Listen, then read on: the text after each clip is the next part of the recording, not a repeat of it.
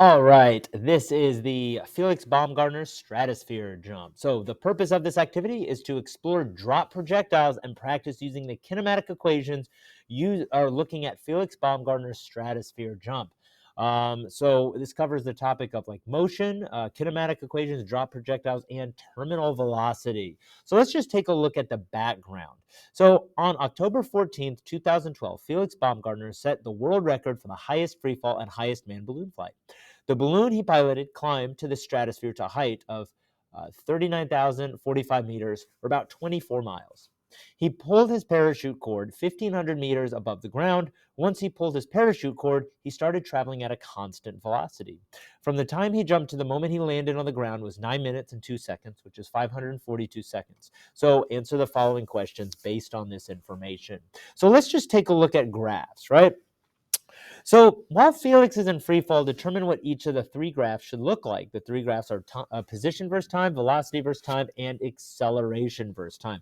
So when you're in free fall, right? So the first part of this little hint tells you velocity, acceleration, and displacement are all vector quantities, which means they have magnitude and direction.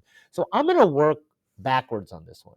The acceleration in free fall, we know the acceleration of all objects is the same, right? We all know that it's going to be 9.81 meters per second squared, like in the downward direction. So I know that that's not going to change. This right here, the bottom, this second one is going to be what the acceleration would look like. Now, I know for a fact the slope of a velocity versus time graph is going to be my acceleration, right? It's going to be the acceleration. So if I look at that, this one right here is going to be, because I know that, well, it starts at 0, right? In free fall, the moment he jumps, his velocity is 0. The initial velocity is 0. And he's going down, but he's getting faster and faster. And the slope of this line is going to be the acceleration. Now, if we want to work backwards again and go to the position versus time, well, we're just assuming the origin is at 0, right? So he starts at 0. So there's three that start at 0, here, here, and here. Now I know the slope of a position versus time graph is going to be the velocity. So if I'm looking at this one, right, I know this one, the slope of this line is positive, right? So well, he's not going up, right? I know that it's going to be in the negative direction because his second position is going to be below that origin. He's falling below the origin. So it's down to these two. Now I know the slope of this line, the one all the way on the right, is going, it's not changing, right? The slope of that line's not changing. So the slope would be a horizontal line. That is not what the velocity is. It's going to be this one, right? Because the slope of my position versus time graph is the velocity, right? If I look at the velocity, if I graph the slope of this one, that's going to be my acceleration, right? So with that one, you can look at the position of the slope. You got horizontal, linear, not linear. And then I already told you what the slope representation is, right? If I look at the graph, position versus time graph, velocity versus time, and acceleration versus time graph, just tell me whether the slope is time, position, velocity, acceleration, or rate of change in acceleration, right? So the question is, well, when Felix is in free fall, does his acceleration change? Explain why or why not. Well, what force is causing him to fall, right? And does that change? All right, so moving on down, now we can get to the calculation. So this problem is broken up into three different parts, right? One where he's in free fall, another when the parachute is deploying and slowing him down, and that constant velocity. So let's just I'm going to show you how to set these up. Felix jumped from a height of 39,045 meters above the ground and will be accelerating in free fall until he pulls his parachute ripcord above the ground at 1,500 meters, causing him to slow down. Calculate the time he was in free fall, then calculate his velocity as he pulled the ripcord to release the parachute. So this one's a little bit tricky, right? So first, what I want to do is I want to plug in everything that I know, because when I use the kinematic equations, I'm going to know three variables and I can calculate the other two. So let's just do the initial one. The initial one is 0, right? The initial velocity is 0 meters per second, right? He starts out on that platform. The instant he jumps, the initial velocity is 0. Good. Now the acceleration. Now and I like it's negative 9.81 meters per second squared. I'm going to use negative 10. Just that makes the math a little bit easier, right? That'll make it right. So that's negative 10 meters per second squared. You can put negative 9.81. That just makes the math a little bit trickier, right? But I just want to show this is how we do this problem. Now, the displacement is given in the problem. This one's a little bit tricky because free fall, because the ending position is below the starting position, the displacement is going to be negative. I just gave you height. Height is a scalar quantity, does not have direction, but displacement does, my delta y. So you might be just thinking, well, it's got to be, I know this is going to be in meters, right? You might be thinking, well, it's going to be negative 39,045 meters. Well, the reason why this is wrong is because, well, he wasn't in free fall all the way. That's the height above the ground. He didn't fall all the way to the ground. That would be bad if he did. He pulled the parachute. He was in free fall and accelerating until 1,500 meters above the ground. So in order to find that displacement, I need to take, well, 39,045 minus that 1,500. Right? And that's going to get me 37,545 meters. And I'm going to make that negative, right? That's negative because he's falling down, right? So that's 37,545 meters, right? Good, right? So now that I know three variables, now I can calculate the other two. So I'm going to calculate the time. So here's the thing, you can even see in the hint, right? Just follow these three steps. If we look at the kinematic equations, right? Identify the unknown variable that we're trying to calculate, which is the time interval. Identify the three known variables: initial velocity, acceleration, the displacement, and let's see here, and then find the equation that has those four variables, right? So in fact, I'm going to take a shortcut and I'm just going to find the one that does not have the final velocity, right? I'm not concerned about the final velocity yet. So I come in here and the time interval, right? So if I look at the one that doesn't have the final velocity on these equations, it's going to be that second equation. So I plug all the numbers in there, and this gets real easy because the initial velocity, this term is going to be 0. It makes it a lot easier, right?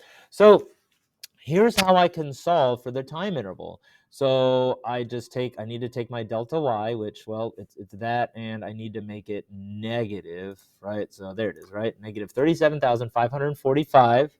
Okay, well, I divide by 1/2, which is the same thing as multiplying by 2. Good. All right. Then I divide by the acceleration. So in this one, it's going to be negative 10. There we go. And then I need to take the square root to get the delta t, that time interval, all by itself. So 86.65 seconds. So I come in here, see, 86.65, and that's going to be seconds. Good, right? Okay, now I can solve for that final velocity. Now here's the thing, because I know four variables and I know it's right because it tells me if I got it right, I could use any of the other three equations to get that fourth variable, the final velocity. I'm going to use the easier one. I'm going to use the top one, right? Because the final velocity is the initial velocity, which is 0. Take the acceleration times that time interval. So I have the time interval, which is 86.65, and I guess it was up there, right? And I multiply it by the acceleration, which is negative 10, right? There we go.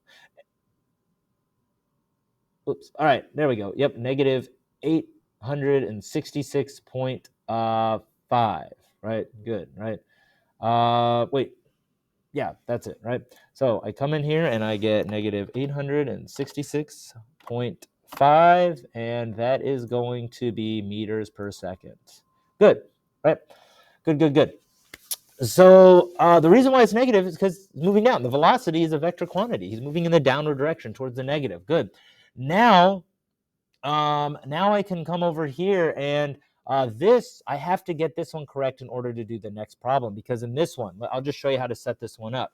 At 1,500 meters above the ground, Felix pulled the ripcord to his parachute, causing him to slow down very quickly to a constant speed of 2.20 meters per second down over a distance of 500 meters. What was his acceleration as he was slowing down? What was the time interval of him slowing down? A lot of information here, right? But let's just plug in the 3 that we know. Now, here's the thing. The initial velocity in this one isn't 0. The initial velocity is the velocity we calculated as the final velocity in the last one. This is the velocity that he pulled that ripcord. So it's going to be negative 866.5 meters per second. Oh, yep, meters per second. Good. That's what he pulled the ripcord at, right? That's my initial velocity.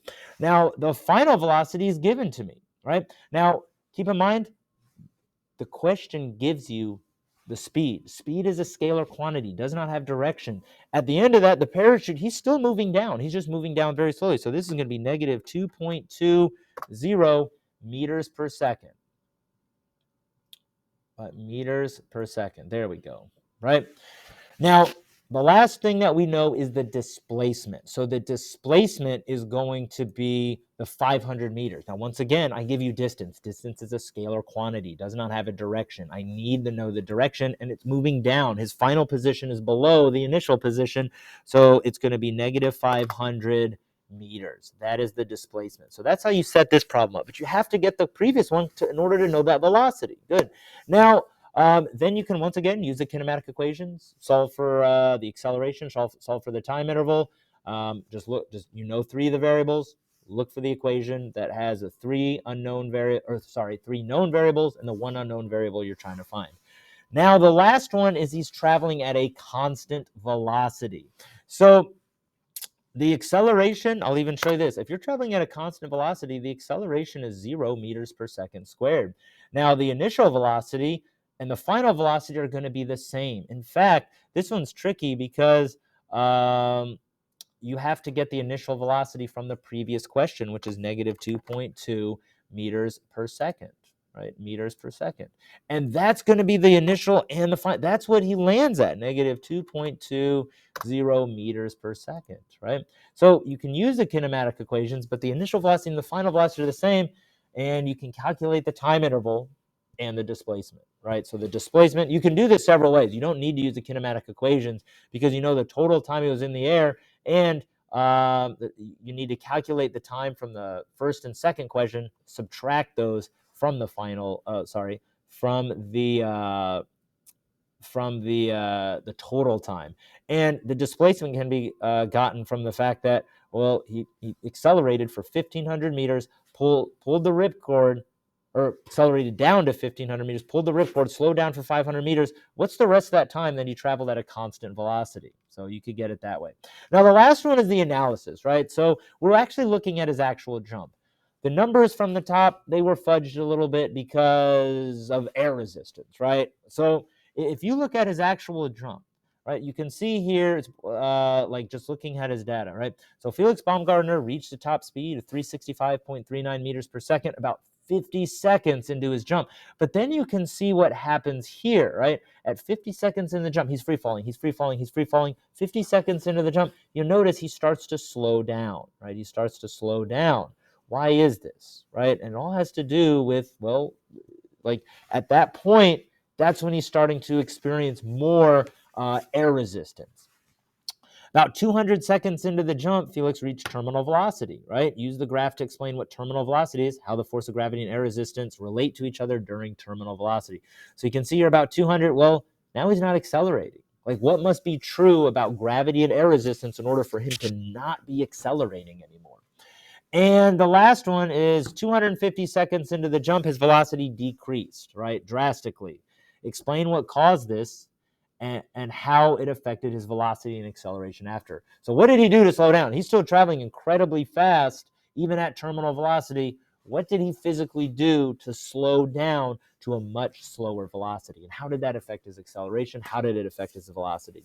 So once again, this is Felix Baumgartner's Stratosphere jump.